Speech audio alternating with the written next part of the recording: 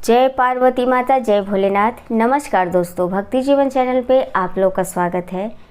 आइए जानते हैं इस साल 2023 में भादो मास के शुक्ल पक्ष में पड़ने वाली संतान सप्तमी व्रत कब है और इस व्रत की सारी जानकारियाँ इस वीडियो में जानेंगे और साथ में कथा भी सुनेंगे दोस्तों। तो चलिए जानते हैं।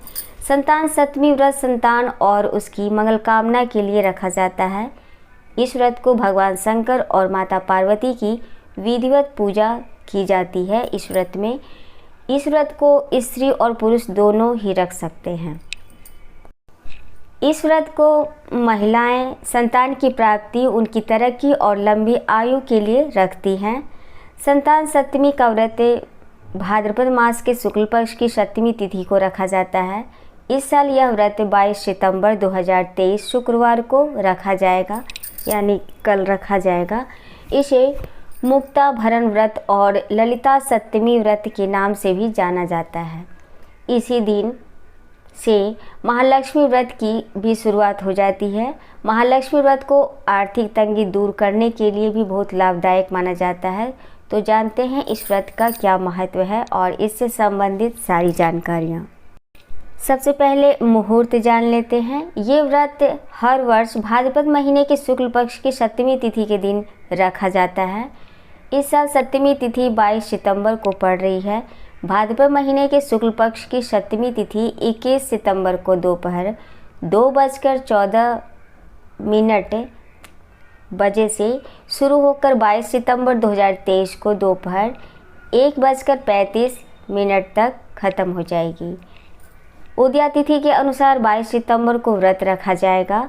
ब्रह्म मुहूर्त है सुबह 4:30 बजे से 4:35 से सुबह 5:22 तक है।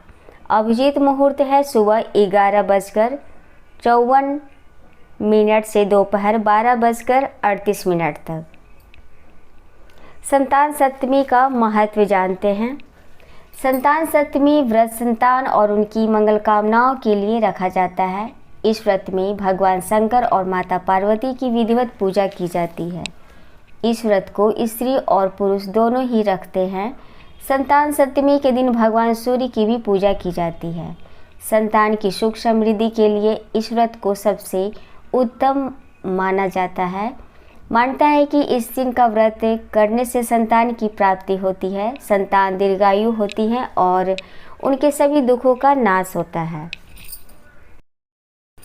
संतान सप्तमी व्रत पूजन जानते हैं। यह व्रत पुत्र प्राप्ति, पुत्र रक्षा तथा पुत्र अभ्युदय के लिए भाद्रपद के शुक्ल पक्ष की सप्तमी को किया जाता है। इस व्रत का विधान दोपहर तक रहता है। इस दिन जामवंती के साथ श्याम सुंदर तथा उनके बच्चे शाम्ब की पूजा भी की जाती है। माताएं पार्वती का पूजन करके पुत्र प्राप्ति तथा उसके अभ्युदय का वरदान मांगती हैं। इस व्रत को मुक्ता भरण भी कहते हैं। कैसे करते हैं पूजा जान लें। प्रातःकाल स्नान आदि से निवृत्त होकर स्वच्छ वस्त्र पहने दोपहर को चौक बनाकर चंदन, अक्षत, धूप, दीप, नैवेद्य, सुपारी तथा नारियल से शिव पार्वती की पूजा करें। इस दिन नैवेद्य भोग के लिए खीर, पूरी तथा गुड़ के पुए रखें। रक्षा के लिए शिव जी को डोरा भी अर्पित करें। इस डोरे को शिव जी के वरदान के रूप में लेकर उसे धारण करके व्रत कथा सुने। अब कथा सुनते हैं दोस्तों। हर हर महादेव। एक बार श्री कृष्ण ने युधिष्ठिर को बताया कि किसी समय मथुरा में लोमस ऋषि आए थे। मेरे माता पिता देवकी तथा वासुदेव ने भक्तिपूर्वक उनकी सेवा की तो ऋषि ने उन्हें कंस द्वारा मारे गए पुत्रों के शोक से उबरने के लिए आदेश दिया। हे देवकी, कंस ने तुम्हारे कई पुत्रों को पैदा होते ही मारकर तुम्हें पुत्र शोक दिया है। इस दुख से मुक्त होने के लिए तुम संतान सप्तमी का व्रत करो।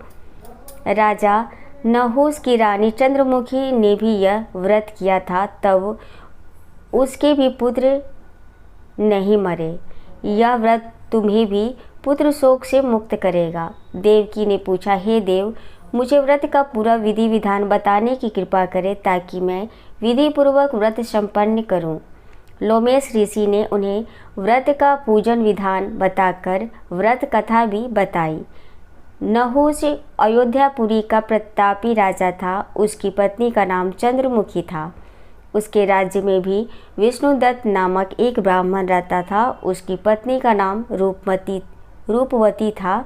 रानी चंद्रमुखी तथा रूपवती में परस्पर घनिष्ठ प्रेम था। एक दिन वे दोनों सरयू में स्नान करने गई। वहाँ अन्य स्त्रियां भी स्नान कर रही थीं।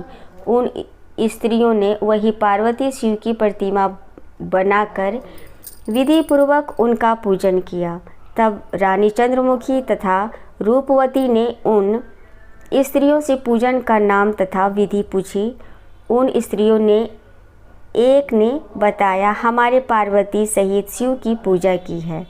हमने पार्वती सहित शिव की पूजा की है। भगवान शिव का डोरा बांधकर हमने संकल्प किया है कि जब तक जीवित रहेंगी तब तक यह व्रत करती रहेंगी। यह मुक्ताभरण व्रत सुख तथा संतान देने वाला है। उस व्रत की बात सुनकर उन दोनों सखियों ने भी जीवन पर्यंत इस व्रत को करने का संकल्प करके शिव जी के नाम का डोरा बांध लिया। किंतु घर पहुंचने पर वे संकल्प को भूल गई। फलतः मृत्यु के पश्चात रानी वारणी तथा ब्राह्मणी मुर्गी की योनि में पैदा हुई। कालांतर में दोनों पशु योनि छोड़कर पुनः मनुष्य योनि में आई। चंद्रमुखी मथुरा के राजा पृथ्वीनाथ की रानी बनी तथा रूपवती ने फिर एक ब्राह्मण के घर जन्म लिया। इस जन्म में रानी का नाम ईश्वरी तथा ब्राह्मणी का नाम भूषणा था। भूषणा का विवाह राज पुरोहित अग्निमुखी के साथ हुआ। इस जन्म में भी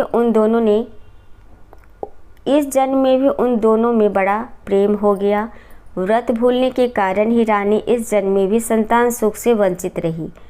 पौढ़ा अवस्था में उसने एक गूंगा तथा बहरा पुत्र जन्मा, मगर वह भी 9 वर्ष का होकर मर गया।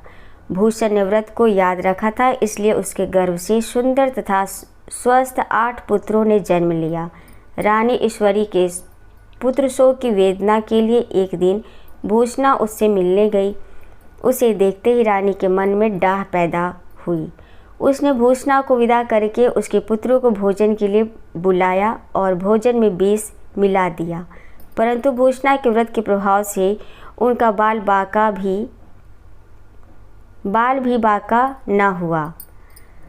इससे रानी को और भी अधिक क्रोध आया। उसने अपने नौकरों को आज्ञा दी कि भूषणा के पुत्रों को पूजा के बहाने यमुना के किनारे ले जाकर गहरे जल में धकेल दिया जाए। किंतु भगवान शिव और माता पार्वती की कृपा से इस बार भी भूषणा के बालक व्रत के प्रभाव से बच गए। परिणामतः रानी ने जल्लादों को बुलाकर आज्ञा दी कि ब्राह्मण बालकों को वध स्थल पर ले जाकर मार डालो। किंतु जल्लादों द्वारा बेहद प्रयास करने पर भी बालक न मर सके। यह समाचार सुनकर रानी को आश्चर्य हुआ। उसने भूषणा को बुलाकर सारी बात बताई और फिर क्षमा याचना करके उससे पूछा, किस कारण तुम्हारे बच्चे नहीं मर पाए? भूषणा बोली, क्या आपको पूर्व जन्म की बातें स्मरण नहीं है? रानी ने आश्चर्य से कहा, नहीं, मुझे तो कुछ याद नहीं है। तब उसने कहा, सुनो, पूर्व जन्म में तुम राजा नहुष की रानी थी और मैं तुम्हारी सखी।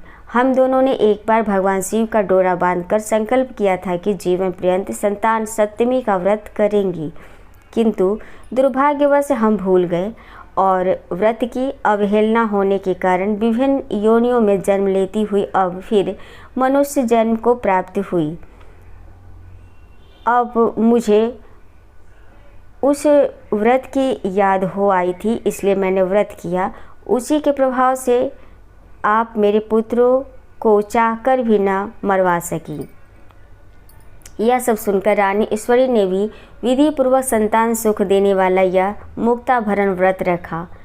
तब व्रत के प्रभाव से रानी पुनः गर्भवती हुई और एक सुंदर बालक को जन्म दिया। उसी समय से पुत्र प्राप्ति और संतान की रक्षा के लिए यह व्रत प्रचलित है। जय भोलेनाथ, जय पार्वती माता।